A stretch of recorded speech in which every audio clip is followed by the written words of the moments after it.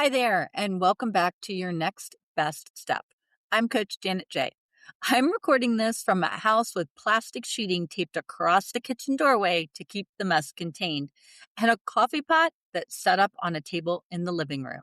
We are in the middle of a renovation over here, and today the mess is the message. Let's take one small step towards steady when nothing else around you is finished. There is a specific kind of tired that has nothing to do with how much you slept.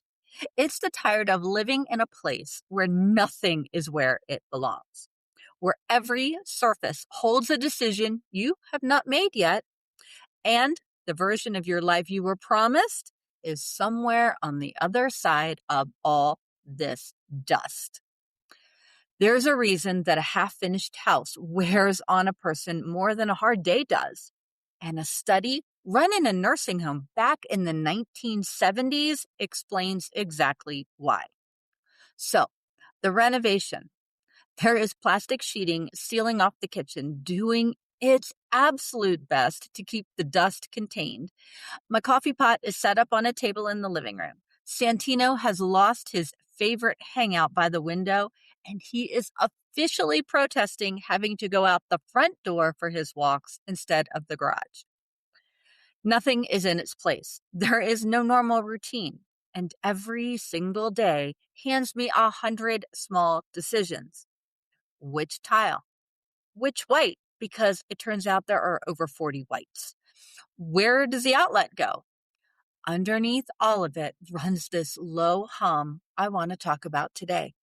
It's the gap, the space between the beautiful after in the design photos and the chaotic right now I am actually standing in. The after is gorgeous. The right now is cabinets emptied out with their contents spread across the whole house and a refrigerator parked in the entryway like it pays rent. Here's what I have noticed about that gap. It doesn't stay in the house. It follows you everywhere. Maybe your mess is not drywall. Maybe it's a marriage you're rebuilding one careful conversation at a time. A career you stepped out of before the next thing arrived. A body healing slower than you would like. A faith that got taken down to the studs and is not framed back up yet. Whatever your version is, you know the feeling. Everything is half finished. Nothing is settled. And your footing keeps sliding around underneath you. There is even a 3 a.m. version of it. You're lying there and the thoughts arrive. Will this ever be done? Did I make the right call? Why does it feel all unsettled at once? And there is no answer at 3 a.m. because the after has not come and the right now is not resolved. If that is you, here is the first thing worth knowing. You are in the middle, and the middle has a shape almost nobody warns you about. Here's what steadies me when I'm standing in that gap. Psalm 138 verse 8 says, Yahweh will fulfill that which concerns me. Your loving kindness, Yahweh, endures forever. Don't forsake the work of your own hands. Let's look again at that middle line, the works of your own hands. You are one of them. A house under renovation has someone still showing up to do the next thing. A finished house is done. So the unfinished places in your life are evidence that the work is still going on and that the one who is doing it has not walked off the job. He fulfills what concerns you. He finishes what he starts. Even this, even you. Now, why does the unfinished mess wear on your body the way it does? A sense of control has a lot to do with it. Back in 1976, two researchers named Langer and Rodin ran a study in a nursing home. One group of residents was given real say over their daily lives. They could arrange their own space, make their own small choices, care for a plant themselves. A second group was given the same things with the staff making the decisions for them. The only difference was who held the control. The group that held their own small choices ended up happier, more active, and more alert. And the staff rated almost all of them as improved. The group that had things handled for them did not see the same lift. That early work helped launch decades of research, and the through line has held up. A sense of control buffers stress. When you feel you have some say over your circumstances, your body carries them more easily, even when the circumstances themselves do not change. A renovation or any hard middle strips a lot of that away. You cannot control the timeline. You cannot control the dust. And your nervous system feels every bit of that lost control. Here's the trap I keep falling into, and maybe you know it too.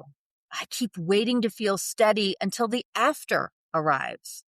I will breathe easier when the kitchen is back. I will feel like myself on the other side of this. And the after keeps moving. If you wait for the whole house to be finished before you let yourself feel grounded, you give away your footing for the entire season. You can't control the timeline, and you cannot control the dust. What you can do is take back one small thing that is yours. This reaches all 4 pillars at once. Mentally, the steady decision load eases when your eyes have one ordered place to land. Emotionally, that low hum of unsettledness drops when one corner of your world feels calm. Physically, your body reads a single, safe, ordered cue and lets your shoulders come down. And spiritually, tending one small space becomes an act of trust that God is tending the whole house, even the parts you can't see yet. So here is your step this week, and it's a physical one. Designate and protect one ordered space. Pick one spot that you can realistically keep. For some women, it's the nightstand, or one end of the counter, or a single chair by a window. For me, it is my whole bedroom. It is the one room the renovation is not allowed to get back into. I keep it neat. I keep it comforting, and when the rest of the house is in chaos, I can walk in there and feel my shoulders come down. And even Santino is more peaceful in there. Then comes the important word, protect. Protect it. That space stays ordered no matter what the rest of the house is doing. It is the one place that is finished, the one pocket that answers to you.